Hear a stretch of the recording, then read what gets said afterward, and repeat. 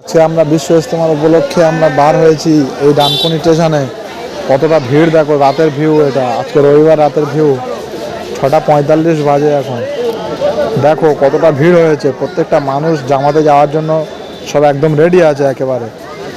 জানি না কালকের এর থেকে মনে হচ্ছে আরও অনেকটা ভিড় হতে পারে। দেখো সবাইকে দেখার সুযোগ করে দাও বন্ধুরা।